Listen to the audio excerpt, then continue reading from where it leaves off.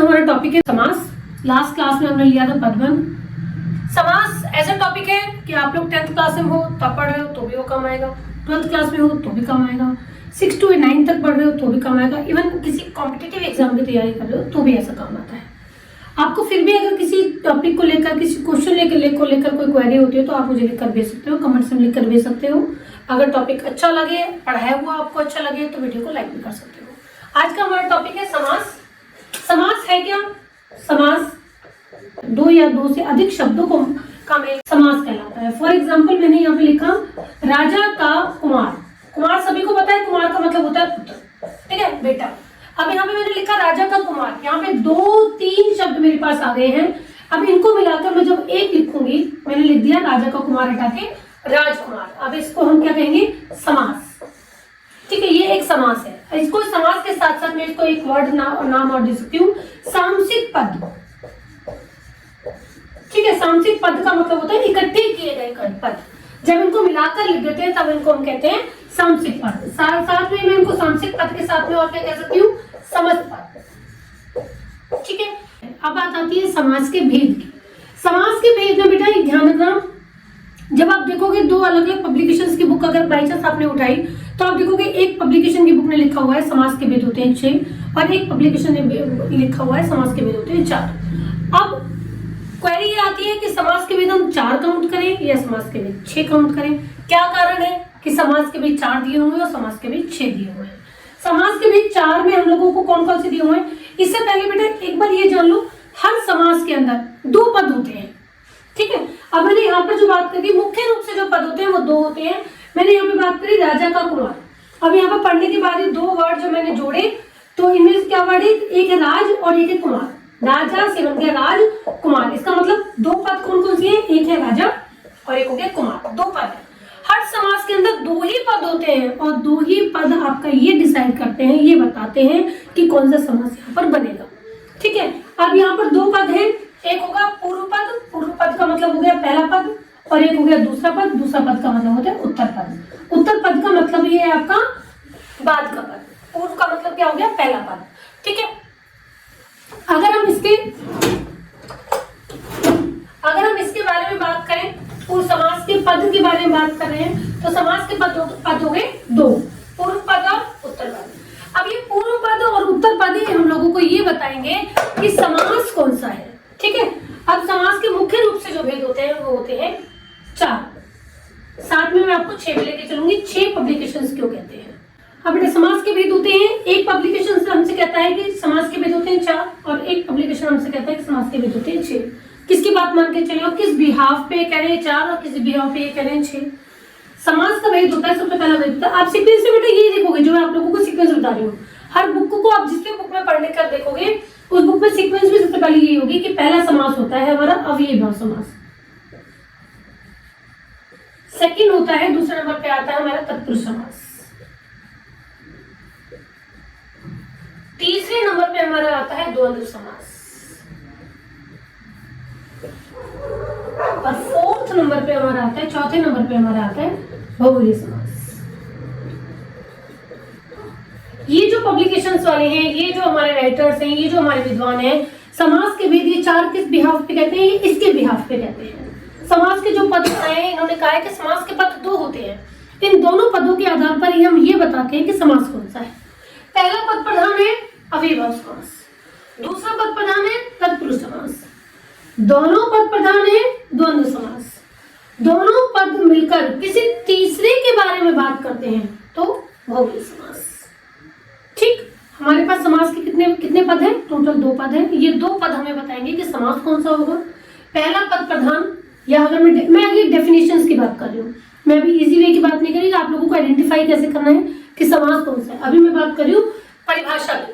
परिभाषा के आधार पर बात करते हैं अव्ययीभाव समास कहाँ पे होता है? जहाँ पर पहला पद प्रधान होता है, पहले पद की मुख्यता होती है, वहां पर अव्ययीभाव समास। जहाँ पर दूसरा पद प्रधान होता है वहां पर होता है तत्पुरुष समास। जहाँ पर ये दोनों पद मुख्य रूप से काउंट किए जाते हैं वहां पर होता है द्वंद्व समास। और जहाँ पर ये दोनों पद मिलकर किसी थर्ड पर्सन की बात करते हैं तो ये होता है बहुव्रीहि समास। अब ऐसा तो नहीं हो सकता कि 3 पद मिलकर चौथे पद की बात कर रहे हैं, 4 पद मिलकर किसी 5वें पद की बात करें, ऐसा तो नहीं होगा क्योंकि हमारे पास 2 ही पद है। पहला पद, दूसरा पद, दोनों पद या दोनों पद मिलकर किसी तीसरा पद। समास के जो 4 भेद बताने वाले हैं विद्वान हैं, वो इसी आधार पर समास के 4 भेद बताते हैं कि समास के ये 2 पद हैं, इन दोनों पदों के आधार पर ही हम पहचान करेंगे कि कौन सा समास है, इसलिए उन्होंने कहा समास के 4 भेद होते हैं। अब ये जो 6 वाले हैं वो ये कहते हैं कि हर समास की अपनी एक पहचान होती है, अपनी एक अलग पहचान है, इसलिए हम समास के क्या भेद कहते हैं, 6 भेद कहते हैं। समास के 4 भेद तो इन्होंने काउंट किए ही। अब जो पहले वाले पब्लिकेशंस वाले हैं वो कहते हैं तत्पुरुष समास के 2 भेद होते हैं। पहला वाला होता है कर्मधारय और दूसरा होता है द्विगु। ठीक है, एक और बात करते हैं, ये लोग कहते हैं नन तत्पुरुष की। तत्पुरुष समास, तत्पुरुष भी तत्पुरुष समास के अंदर ही काउंट होता है। ठीक है, लेकिन इन लोगों का कहना ये है, जो 6 भेद कहते हैं वो ये कहते हैं कि इन सबकी अलग अलग पहचान है। अव्यय की अलग है, तत्पुरुष की अलग है, द्वंद्व की अलग है, बहुव्रीहि की अलग है, कर्मधारय की अलग है, बहुव्रीहि द्विगु की अलग है। तो ये कहते हैं समास के 6 ही भेद होते हैं। ठीक है, इसलिए कंफ्यूज होने की जरूरत नहीं है। आपके पास कभी भी एग्जाम में ऐसा क्वेश्चन नहीं आएगा समास के कितने भेद होते हैं तो वो आपको 4 भी ऑप्शन देते, 6 भी ऑप्शन देते, ऐसा कभी भी नहीं होता। ऑप्शन आएंगे या तो 1 2 3 4, तो आप 4 पे टिक लगाओगे, या फिर अगर कोई विद्वान जो ये पढ़कर आया है कि समास के 6 भेद होते हैं वो ऑप्शन ही ऐसे देगा 3 5 6 7, वो 4 वाला ऑप्शन देगा ही नहीं। कंफ्यूज वाले क्वेश्चन, जबरदस्ती वाले कंफ्यूज करने वाले क्वेश्चन नहीं होते। आज हम बात कर रहे हैं समास के पहले भेद की, अव्ययीभाव समास। ठीक है, अव्ययीभाव समास में आप लोगों को ट्रिक की तरीके से बताऊंगी बेटा कि समास का आप लोगों को अव्ययीभाव समास पहचान करनी है तो आप किस तरीके से करेंगे। ठीक है, तो समास का हमारा सबसे पहला भेद है अव्ययीभाव समास। जैसा कि नाम से ही पता चल रहा है, मैं नाम से अगर आइडेंटिफाई करूं इसको, पहला भेद है अव्ययीभाव समास। अव्ययीभाव समास, अब आप कहेंगे मैम नाम से कैसे पता लग रहा है, तो अव्ययीभाव समास से पहला वर्ड क्या आ रहा है हमारा सामने, पहला शब्द हमारे सामने क्या, अव्यय। तो इसका जो पहला भेद, जो पहला पद होता है, 2 पद होते हैं ना, पूर्व पद उत्तर पद,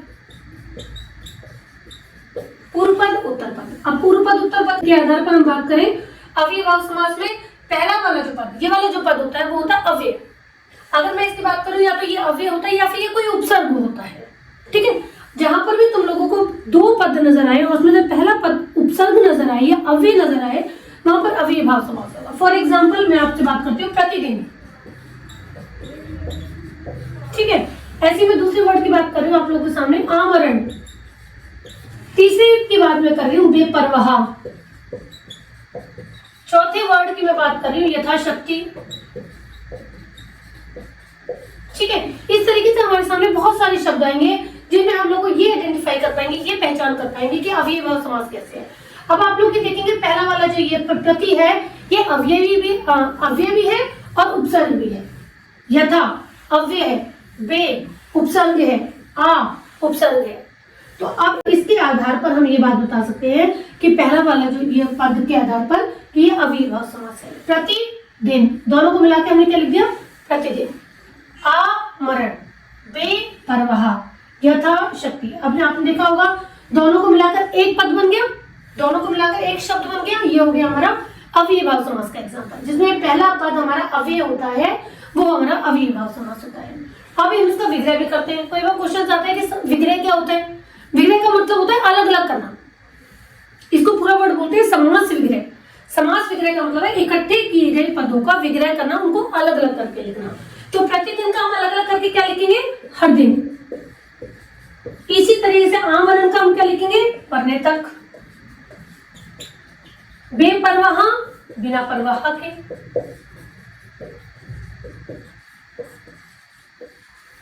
यथाशक्ति, शक्ति के अनुसार। यथा का मतलब है के अनुसार, शक्ति के अनुसार। तो मुझे लगता है आप लोगों को समझ में आ गया होगा कि पहला पद अव्यय हो, पहला पद उपसर्ग हो, वहां पर अव्ययीभाव समास होता है। ठीक है बेटा, तो बेटा अभी हमने बात करी थी अव्ययीभाव समास में पहला पद अव्यय होता है। अभी एक क्वेरी मेरे पास है कि मैम अव्यय क्या है। अव्यय बेटा वो होते हैं अ प्लस व्यय, जिनके अंदर लिंग वचन काल की दृष्टि से कभी कोई परिवर्तन नहीं आता। अब परिवर्तन कैसे नहीं आता, फॉर एग्जाम्पल मैंने आप लोगों के सामने वर्ड यूज किया यथाशक्ति। इसके अंदर यथा जो है वो क्या है, अव्यय है। ठीक है, वह यथाशक्ति कार्य करेगा, वह यथाशक्ति कार्य करेगा। ठीक है। अगर अब ये क्या वह किसके लिए यूज हुए, पुल्लिंग के लिए, लड़के के लिए, करेगा भी इसके हिसाब से यूज हुए, पुल्लिंग के लिए। अब मैं यहाँ पे बात कर रही हूँ, वैसे यथाशक्ति कार्य करेगा, वह यथाशक्ति कार्य करेगी। अगर हम वर्ड को देखें तो ये वर्ड जो है यथाशक्ति जो वर्ड है वो हमारा पुल्लिंग के केस में और स्त्रीलिंग के केस में सेम है, बिल्कुल एज इट इज है, इसके अंदर कोई चेंज नहीं आएगा। वह लड़का यथाशक्ति कार्य करता है, लड़की यथाशक्ति कार्य करती है, लड़का से लड़की बन गया, लिंग चेंज हो गया, क्रिया भी हमारी चेंज हो गई। देखिए यथाशक्ति ऐसा शब्द था जो हमारा जिसमें कोई चेंज नहीं आया। यथाशक्ति का मतलब है शक्ति के अनुसार कार्य करेगा। तो आप लोगों को ये समझ में आ गया होगा, पहला पद अव्यय होता है वहां पर अव्ययीभाव समास होता है। एक वर्ड और यूज किया था मैंने आप लोगों के सामने, जहां पर पहला पद अव्यय उपसर्ग होता है। अव्यय तो होता ही है, कहीं कहीं पर क्या होता है, उपसर्ग भी होता है। अब बात आती है उपसर्ग क्या होते हैं। उपसर्ग, सर्ग का मतलब होता है बेटा निर्माण करना, उप का मतलब होता है निकट में, किसी भी शब्द के पास जाकर नए शब्द का निर्माण करना वो उपसर्ग कहलाता है। मैंने यहाँ पे वर्ड लिखा परवाह, ठीक है। अब मैंने इसी परवाह का मतलब होता है केयर करना, ध्यान रखना। अब यहाँ पर मैंने उस नया वर्ड बनाने के लिए क्या लिख दिया, उसके आगे बे लगा दिया, बेपरवाह, बे इसके आगे आगे लगते ही इसका मीनिंग चेंज हो गया, परवाह का मीनिंग चेंज हो गया, अर्थ चेंज हो गया, बेपरवाह बिना परवाह के।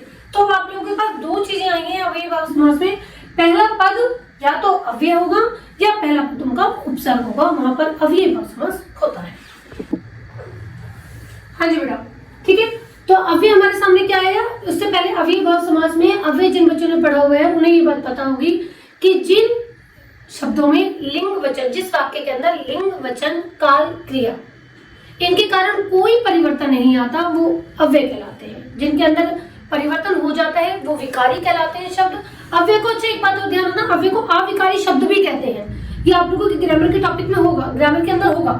अव्यय अविकारी शब्द, लिंग वचन काल की दृष्टि से परिवर्तन नहीं होगा, अविकारी शब्द या अव्यय शब्द। लिंग वचन काल क्रिया की दृष्टि से परिवर्तन होगा, विकारी शब्द, ठीक है। अभी हमने यहाँ पे देखा लिंग में परिवर्तन होते हुए देखा, ठीक है। जैसे मैंने आप लोगों से बोला था अभी, लड़का यथाशक्ति कार्य करेगा, लड़का लिंग करेगा, उसके हिसाब से क्रिया होगी। लड़का की जगह मैंने क्या कर दिया, लड़की, लिंग बदल गया, लड़की यथाशक्ति कार्य करेगी, क्रिया भी बदल गई, तो लिंग और क्रिया दोनों परिवर्तित हो गए। अब यहाँ पर मैं लड़का की जगह कर रही हूँ लड़के, ठीक है। यहाँ पर अभी क्या हो गया, वचन चेंज हो गया, लड़का से बन गया लड़के, लड़के यथाशक्ति कार्य करेंगे, यहाँ पर वचन चेंज हो गया इसी के अकॉर्डिंग, सेंटेंस के अकॉर्डिंग।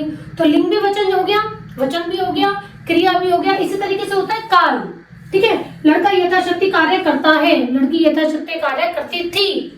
तो क्रिया के अकॉर्डिंग में जिनमें परिवर्तन नहीं होता, कैसा भी परिवर्तन नहीं आता, उन्हें हम कहते हैं अव्यय, ठीक है। ये हो गया हमारे अव्यय। उपसर्ग में बता दिया है, उपसर्ग जो शब्द के आगे लगकर किसी भी नए मूल शब्द के आगे लगकर नया शब्द बनाए वो उपसर्ग कहलाते हैं। इनका भी एग्जांपल कर लिया। अव्ययीभाव समास के अंदर एक चीज और आती है आइडेंटिफाई करने के लिए, जो इन दोनों से हटकर होती है। अगर बाय चांस कोई एक शब्द दो बार लिखा हुआ आ जाए, ज्यादातर बच्चे गलती करते हैं इसके अंदर। फॉर एग्जाम्पल मैंने वर्ड लिख दिया धीरे धीरे, ठीक है। अब वर्ड रिपीट हो गया तो ज्यादातर बच्चे क्या करते हैं, धीरे धीरे, धीरे धीरे का मतलब है मीनिंग तो उन्हें पता है बिल्कुल धीरे, लेकिन धीरे धीरे देखते ही और उनके बीच में लगा हुआ योजक चिन्ह देखते ही, मैंने लिखा धीरे धीरे, धीरे धीरे देखते ही और उनके बीच में योजक चिन्ह दिखते ही ज्यादातर बच्चे इसे द्वंद्व समास के अंदर लेके जाते हैं। बिल्कुल नहीं बेटा, जहां पर भी आप लोगों का एक वर्ड दो बार आ जाए वहां पर आंखें बंद करके तुम अव्ययीभाव समास लिख सकते हो, अव्ययीभाव समास ही होगा, ये रूल है। जहां पर एक वर्ड दो बार आ जाए एक साथ वहां पर अव्ययीभाव समास ही होता, कोई और नहीं होता। धीरे धीरे का मतलब है बिल्कुल धीरे, धीरे और धीरे नहीं है, बिल्कुल धीरे। हाथों हाथ, एक हाथ से दूसरे हाथ, रातों रात, रात ही रात में, दिनों दिन, दिन ही दिन में, ठीक है। तो जहां पर भी आपका कोई एक शब्द दो बार आ जाए वहां पर अव्ययीभाव समास ही होगा। तो देखिए बेटा, अव्ययीभाव समास पढ़ लिया आप लोगों ने। अब देखिए समास के दूसरे भेद की तरफ चलते हैं। समास का दूसरा भेद है तत्पुरुष समास, ठीक है। समास में मैं दोबारा रिवाइज करवाती चल रही हूँ। समास दो या दो से अधिक शब्दों का मेल समास। हर समास के अंदर आपको दो पद देखने के लिए मिलेंगे, पूर्व पद और उत्तर पद। पहला समास का भेद हमने किया था अव्ययीभाव समास, और आज अब हम बात करें तत्पुरुष समास की, ठीक है। डेफिनेशन की बात करूं तो जिस समास में दूसरा पद प्रधान होता है वो तत्पुरुष समास होता है। कुछ बच्चे इसमें कंफ्यूज जाते हैं दूसरा पद प्रधान किस तरीके से होता है, तो इसके लिए इजी आइडेंटिफाई करने की, इजीली आसान से तरीके से पहचान करने की मैं बात करूं तो जिस समास में आप कारक विभक्ति हटाओगे या कारक विभक्ति लगाओगे वो तत्पुरुष समास होगा। जैसे कि राजपुत्री, अब मैं आप लोगों से कहूंगी बेटा इसको अलग अलग कर दो, समास विग्रह कर दो, समास तो ये है ही, इसका विग्रह कर दो, इसको अलग अलग करके लिख दो, तो आप लोग क्या लिखोगे? राजा की पुत्री। ठीक है, इसी तरीके से मैंने आपसे बोल दिया विद्यालय, अब मैं कहूँ इसको भी, इसका भी समास विग्रह कर दो, तो विग्रह करके आप इसको क्या लिखोगे? विद्या के लिए आलय। अब जैसा कि आप लोग कारक विभक्ति के बारे में पढ़ चुके हैं, कारक विभक्ति क्या होती है? कारक विभक्ति कौन कौन सी होती है? कर्ता ने, कर्म को, कर्ण से, संप्रदान के लिए, अपादान से, संबंध का, के, की, अधिकरण में, पर, संबोधन, हे, अरे। 8 कारक विभक्ति होती है। इनमें से ऊपर वाली कर्ता ने छोड़ दो, संबोधन, हे, अरे छोड़ दो। बीच की जो 6 कारक विभक्ति होती है वो तत्पुरुष समास के अंदर इस्तेमाल होती है। तत्पुरुष समास के मुख्य रूप से वही भेद काउंट किए जाते हैं। जैसे कि संबंध कारक आया, संबंध कारक की पहचान क्या होती है? उसमें का, की आता है, तो हम इसको क्या नाम देंगे? संबंध तत्पुरुष, क्योंकि इसमें की आ गया। ठीक है, अब यहाँ पे आ गया विद्या के लिए आलय, के लिए आ गया, के लिए किस कारक की पहचान है? संप्रदान कारक की, तो हम इसको क्या कहेंगे? संप्रदान तत्पुरुष। तो तत्पुरुष समास बहुत आसान है बेटा। तत्पुरुष समास में इतना आपको समझ में आ गया होगा। तत्पुरुष समास में हमारी कारक विभक्ति इस्तेमाल होती है, कारक विभक्ति हटाई जाती है, कारक विभक्ति लगाई जाती है। कारक विभक्ति हटा दी तो समास बन गया, सामसिक पद बना गया। कारक विभक्ति लगा दी तो समास का विग्रह हो गया। ठीक है, तो आप यहाँ पे मैं एक बार लिख रही हूँ कि समास के अंदर, तत्पुरुष समास के अंदर कौन कौन सी हमारी कारक विभक्ति इस्तेमाल होती है? पहली होती है कर्म, कर्ता हम हटा देंगे, और कर्म कारक की पहचान होती है, को कारक विभक्ति होती है। ठीक है, सेकंड हमारा होता है कर्ण, कर्ण की है से का मतलब है हेल्प लेना, साधन के रूप में इस्तेमाल करेंगे इसमें हम। फोर्थ होती है हमारी, चौथे नंबर पे आती है संप्रदान, संप्रदान की कारक विभक्ति हमारी है के लिए। इसके बाद है अपादान, अपादान की भी से होती है। कर्ण कारक और अपादान दोनों की से है, लेकिन कर्ण कारक के अंदर हम इसे साधन के रूप में इस्तेमाल करते हैं और अपादान के अंदर हम इसे से अलग होने के अर्थ में इस्तेमाल करते हैं। अपादान के बाद आती है हमारी संबंध, संबंध कारक का इस्तेमाल कारक विभक्ति होती है का, के, की, रा, रे भी होती है। यहाँ पर हम का, के, की लेके चल रहे हैं। अधिकरण में है में, पर। ठीक है, आप इन सबका एक एक एग्जांपल आप एक बार देख लोगे। ठीक है, तत्पुरुष समास की इसका मतलब हमारे सामने 6 भेद के रूप में आती है। कर्म तत्पुरुष अगर दोनों पदों के बीच में को आएगा तो। ठीक है, कर्ण तत्पुरुष अगर दोनों पदों के बीच में से साधन के रूप में इस्तेमाल होता है। फॉर एग्जाम्पल तुलसी कृत, तुलसी द्वारा कृत या तुलसी से कृत, तुलसी द्वारा लिखा गया किसके द्वारा? तुलसी जी के द्वारा। ठीक है, संप्रदान तत्पुरुष वो कहाँ पे होगा? जहाँ पर के लिए कारक विभक्ति आएगी, जैसे कि मैंने लिखा भी था विद्यालय, विद्या के लिए आलय, यहाँ पर के लिए आ गया, तो यहाँ पर हम विद्या दोनों पदों के बीच में के लिए कारक विभक्ति इस्तेमाल की है, तो यहाँ पर हमारा हो गया संप्रदान तत्पुरुष। अपादान, अपादान का है इसे, यहाँ पर हो गया अलग होने के अर्थ में, अलग होने के अर्थ में, या फिर डरने के अर्थ में, या फिर तुलना करने के अर्थ में। मैंने एक एग्जाम्पल लिखा भी था भयभीत, भय से भी, यहाँ पे डरने के केस में से यूज है, तो इसके अंदर भी कौन सा है आपका? अपादान तत्पुरुष। अगर हमसे कहा जाए अलग होने के अर्थ में कैसे है? नेत्रहीन, नेत्रहीन का मतलब नेत्रों से हीन, तो आपने से लगाया। जब इसको विग्रह किया तो अगर आपसे पूछे कि कौन सा समास है? नेत्रों से हीन, से कारक विभक्ति आ गई, कारक विभक्ति आ गई, इसका मतलब 100% तत्पुरुष समास है। कारक विभक्ति भी आई है, पूछा जाए कि समास के तत्पुरुष समास का कौन सा भेद है? दोनों पदों के बीच में से आया है और ये अलग होने के अर्थ में है, इसलिए यहाँ पर अपादान तत्पुरुष। ठीक है, इसी तरीके से मैं एग्जांपल और देती हूँ। ऋण मुक्त, ऋण मुक्त का मतलब क्या है? ऋण से मुक्त, यहाँ पर भी से आ गया, यहाँ भी अलग होने के अर्थ में यूज हुआ है, इसलिए यहाँ पर भी अपादान तत्पुरुष। ठीक है, आगे चलिए, आगे नेक्स्ट हमारा है संबंध तत्पुरुष। संबंध तत्पुरुष, संबंध कारक की पहचान क्या है? का, के, की। अब का, के, की में हम इसमें कैसे करके चले, कैसे लेके चलेंगे संबंध तत्पुरुष के अंदर? देखो यहाँ पे मैंने कोई एग्जांपल लिखा है, राजा की पुत्री, ये आ गया की। ठीक है, राजपुत्री, राजा की पुत्री, राजकुमार, राजा का कुमार, राजपुरुष, राजा का पुरुष। यहाँ पर हमने का, के, की, इनमें तीनों में से कोई सी भी आ जाए दोनों पदों के बीच में, वहां पे तत्पुरुष समास होगा। भेद अगर पूछे जाए तो आप लोग लिख सकते हैं संबंध तत्पुरुष है इसके अंदर। ठीक है, नेक्स्ट है हमारा अधिकरण तत्पुरुष। अधिकरण तत्पुरुष की पहचान क्या है? कारक विभक्ति क्या है? में, पर। ठीक है, अब इसमें देखो कैसे होगा। फॉर एग्जाम्पल मैंने ये लिखा शरणागत। अच्छा, एक बात ध्यान रखना बच्चों, कारक विभक्ति का ही रोल है तत्पुरुष समास के अंदर। कारक विभक्ति तरीके से आप उसको अलग अलग करेंगे सही वे में, वही समास का भेद तत्पुरुष समास होगा। तत्पुरुष समास का भेद भी वही होगा। जैसे मैंने यहाँ लिखा अधिकरण तत्पुरुष में, वो पाठ की बात हो रही है। शरणागत का अगर मैंने विग्रह किया शरण को आगत, तो भी सही है, शरण को आ गया, वो मेरी शरण को आ गया, ठीक है। तो यहाँ पर ये हो गया को कर्म तत्पुरुष। लेकिन अगर मैं लिखा शरण में आ गया, शरण में आ गया भी ठीक है, शरण में आगत, यहाँ पर में भी से बिल्कुल ठीक है। अगर को में वो सही मीनिंग दे रहा है तो कर्म तत्पुरुष, अगर वो में सही मीनिंग दे रहा है तो अधिकरण तत्पुरुष। उस कंडीशन में आपको किसी भी हालत में गलत नहीं होगा, मीनिंग सही निकल के आना चाहिए। शरणागत का मीनिंग हो गया हमारा शरण में आगत, मैं में लेके चल रही हूँ उसको, तो में कार्य विभक्ति इस्तेमाल करिए, इसका मतलब यहाँ पे कौन सा हो गया अधिकरण तत्पुरुष, ठीक है बेटा। समास की तत्पुरुष समास के अंदर ये 6 के 6 भेद आपके क्लियर हो गए। एक मैंने आप लोगों को बताया था तत्पुरुष समास के अंदर एक काउंट होता है नन तत्पुरुष। अभी नन तत्पुरुष क्या है? नन तत्पुरुष का मतलब है बेटा जहां पर भी वो नकारात्मकता का बोध कराए। इसके अंदर कारक विभक्ति का रूल नहीं होता, नन तत्पुरुष बिल्कुल अलग चलता है। नकारात्मकता को बोध कैसे कराते हैं?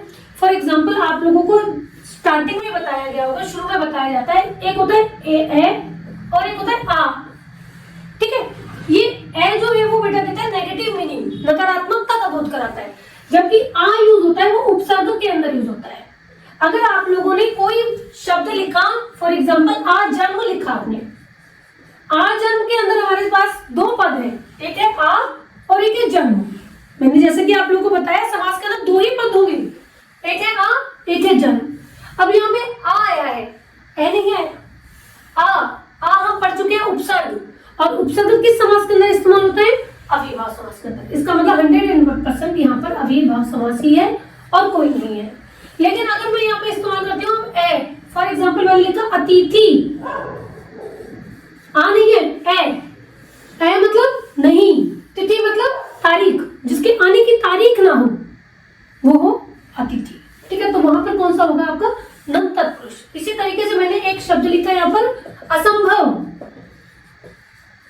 इसमें आप लोगों को कुछ नहीं करना अलग करने के लिए। जब आप इसका विग्रह करोगे तो आप 2 वर्ड लिखोगे, ए की जगह लिखोगे ने और संभव की जगह संभव, ने संभव, नकारात्मकता का बोल हो गया नन तत्पुरुष। इसी तरीके से मैंने लिखा आपके सामने अशिक्षित, क्या मतलब हुआ?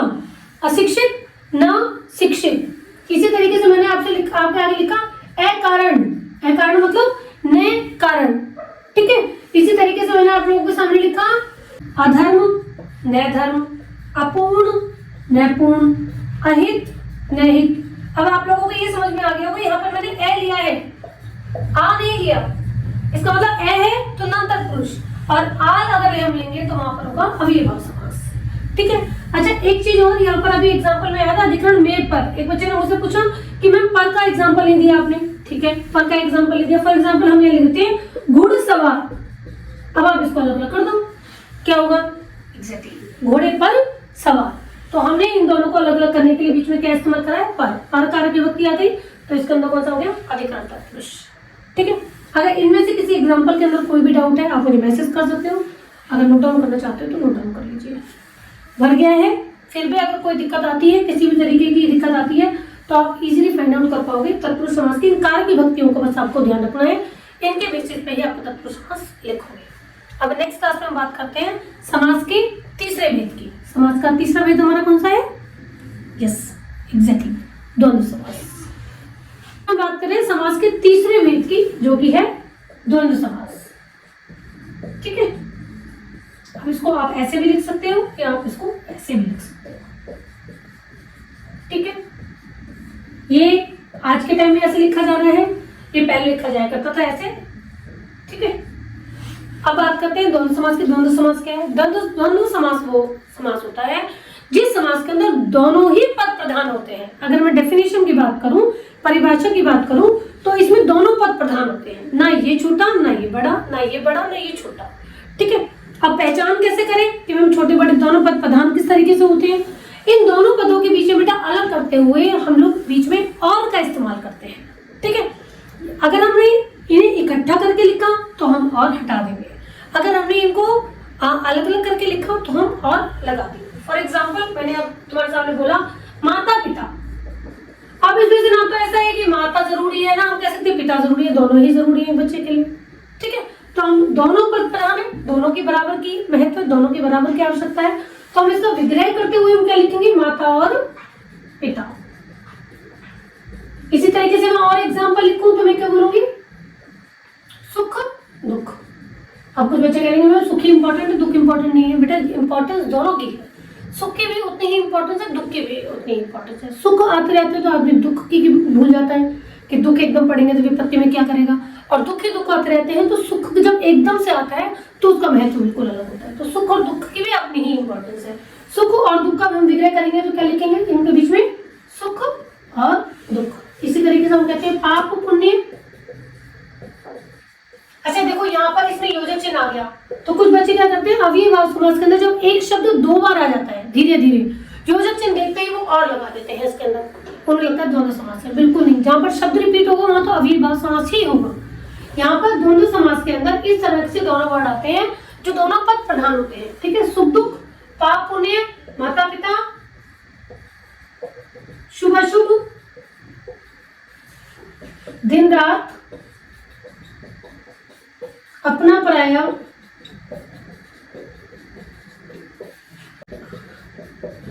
राजा रानी, दाल चावल, ठीक है, और रुपया पैसा। ठीक है, इस तरह के शब्दों का जहां इस्तेमाल किया जाए वहां पे समझ जाना द्वंद्व समास है।